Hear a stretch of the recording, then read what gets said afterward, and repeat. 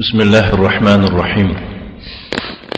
الحمد لله رب العالمين، والعاقبة للمتقين، ولا عدوان إلا على الظالمين كالمبتدعة والمشركين، والصلاة والسلام على نبينا محمد أشرف الأنبياء والمرسلين وخير خلق الله أجمعين، محمد وعلى آله وأصحابه أطهرين.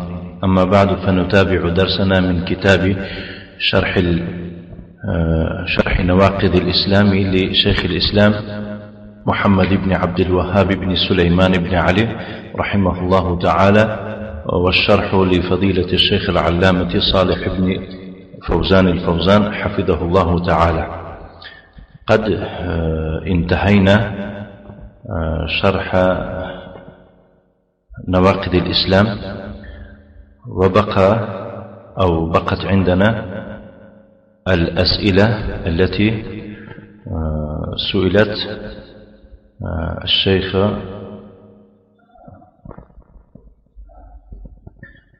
الشيخ حفظه الله تعالى، أو ألقيت إلى الشيخ.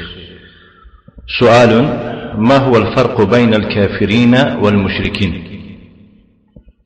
يعني عموما شرح نواقض الإسلام تمام شد. اکنون سوال هایی که دائر به همین شرح هستند که واقعا اینها ضرورت دارند، چون که بعضی درس ها رو واقعا گذاشتیم، بعضی اشتباه ها شد که برای مثال بگیم نمی آموزد کسی اعراض کند از دین اسلام چی میشه، یا که مشرک گفتیم یا که کافر گفتیم، فرق چیست. اینا سوال برآمدنش ممکن است. حالا از این سوال ها با میفهمید که واقعا همین سوال ها ما باید که میدادیم. بعد از تمام کردن این اگر شما رو سوال کردن میشود جایی که نمیدونیم، برای خاطر خوب میشد که این سوال ها را که به شیخ دادن جوابش رو فهمیدن، برای ما هم جواب میشود. فرق چیست بین کافرها و مشرکها؟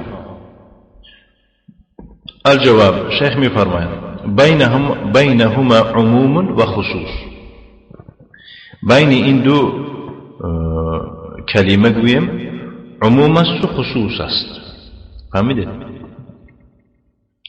وقتی که ما گفتیم کدامش که عموم است، وقتی که ما عموم گفتیم دیگریش هم داخل میشه. یک کلمه، دو کلمه. برای مثال همینش من اگر عموم گفتم معلوم میشد است که اینش هم در درونش هست. وقتی که من اینش خصوص گفتم، یعنی یک خصوصیت همین دارد که در این نیست. خصوصیت این دارد که در این نیست. برای مثال در همینجا با این مثال عادی میکنم که فهمید. اینا هم سرجوندی شده و الان فهمیدید. مهم وقتی که من در همینجا میبینم که 5 نفر یا که 10 نفر در قد کوچه ایستادگی است. 10 نفر در قد کوچه ایستادگی است. از درون 10 نفر 5 نفر یا که 4 نفر گوییم، 4 نفر طالب علم هستند. 4 نفر طالب علم هستند از درون 10 نفر. من چی میگویم؟ در قد کوچکی است میپرسم. بعد میگم که انسان ها این چی آواز میگه؟ انسان ها یه مردم. اما در درون همون مردم طلبه ها بودن، 4 طلبه بوده، دیگرش مردمی دیگه عادی، یکش مهندس بوده، یکش معلم بوده، یکش دیگه فراش بوده. نه در درون وها 4 تاش طالب نیست. فهمیدی شده نه؟ وقتی که من گفتم که در قد کوچکی است، جواب ببینید. میگم که در قد کوچه میگویند که انسان مردم هستن. همین کلمه مردم عموم است یا خصوص؟ عموم است. وقتی که ما مردم گفتیم در درونش حتی زن هم میدارد داخل میشه، مرد هم، مهندس هم، معلم هم، طلبه‌ای گفتگی ما هم. خب وقتی که من پرسیدم که در درون اون مردم یعنی طالبین هست، من میگید ها طالبین هست. چند نفر؟ 4 نفر. خب طالب علم ها بیاین، اما 10 نفر که مردم هستن و یا همش اومده میتوانن؟ یعنی نمیتوانن. زیرا که وقتی که ما گفتیم که طالب علم ها بیاین، این کلمه طالب علم چی شد؟ خصوص شد که دیگه مردم داخل نمیشن. فهمیدید؟ بارک الله. بنابراین کفر یعنی کافرها مشرک ها اینها عموم و خصوص هستند. الشرك اعم من الكفر. شرک این عمومی است از کفر دیده. فهمیدید؟ شرک این عمومی است کفر دیده. معناش این که وقتی که ما گفتیم که این شرک است، در درونش چی هم هسته؟ کفر هم هست. وقتی که ما گفته باشیم که این کفر است، در درونش شرک نیست. زیرا که هر مشرک کافر است، ولی نه هر کافر مشرک است. فهمیدی ساده؟ مشرک اساسا کره میگوین؟ مشرک اون کسی رو میگون که الله را میداند، در برابری الله شریک قرار میدهد. فهمیده؟ این چی شد؟ مشرک شد. اینو کافر گفتن میشد یا نه؟ میشد. مشرکی کافر. خب کافر اون کسی رو میگون که تماما دین و دیانت الله رو باور نداره، انکار میکنه. فهمیدی ساده؟ این مشرک گفتن میشه؟ نه خوبه. مشرک گفتیم که شریک گرفتن. وای به کی شریک میکنن؟ وای کفر است. فهمیدید؟ اینش میگون خصوص. فهمیدید؟ شیخ میفرماید فکل مشرک کافر. اکنون یعنی از بیرون از موضوع فهمونمتون، با انشالله وقتی که موضوع رو میخونم فهمیدم میگذارم. فکل مشرک کافر. هر مشرک کافر است. ولیس کل کافر مشرکا. هر کافر مشرک نیست.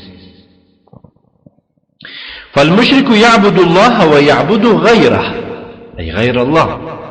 مشرک الله را عبادت میکند و غیر الله را عبادت میکند.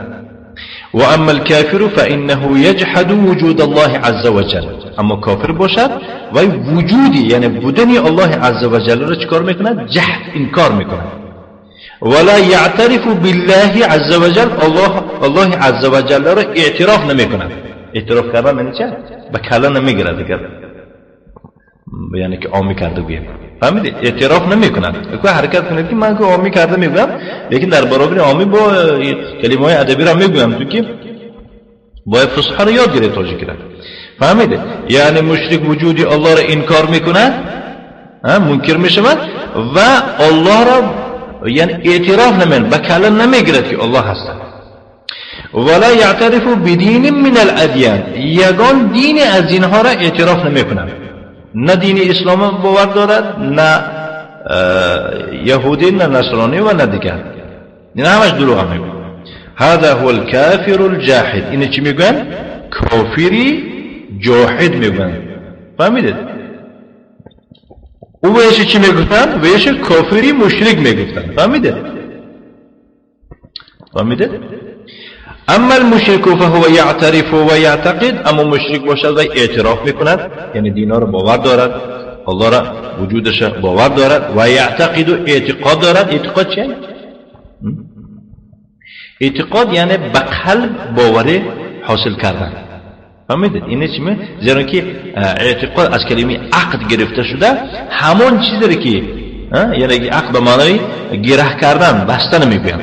همون چیزی که شما به زبانتون میگوید، گفتگیتون در قلبتون بستگی باشد، یعنی زبانی نباشد، روی یکی نباشد، خیلی که میگم به دیگه تعبیر.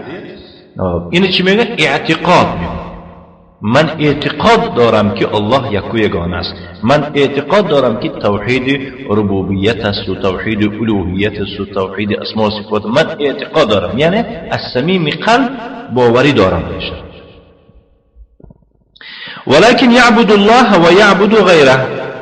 برای چی بس مشرکش میگویند وای الله را اعتراف کند، ولی وای مشکلش در توحید کدام است؟ الوهیت است. وای الله را عبادت میکند و غیر الله را نیز عبادت میکند. فهو مشرک کافر. وای چی میگویند؟ مشرکی کافرش میگویند. فكل مشرك فإنه كافر وليس كل كافر يكون مشركا. بس از همین لحاظ، از همین تعریف، هر مشرک البته او کافر است و نه هر کافر چی مشرک است. لأن الكافر قد يكون ملحدا جاحدا، زیرا که کافر بعضا می شود و ملحد و انکار کننده است. ملحد یعنی که از تمام دین و دیانت چی برطرف کنار است.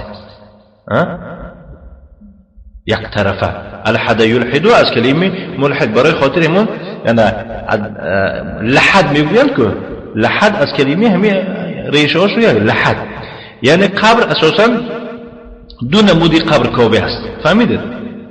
یک نمودی قبر است که میکوند او را یک گویم چی یک چهار برچه گویم یک مربع گویم برای مثال میکوند درون، بعد چیکار میکنن؟ تمام همونجا مرده میمونن، بالاش یعنی که یکون چی محکم میکنن، خاک بارش میکنن. این هم قبر عادی میگن. با قبری هست که لحد دارد، یعنی چهار برچه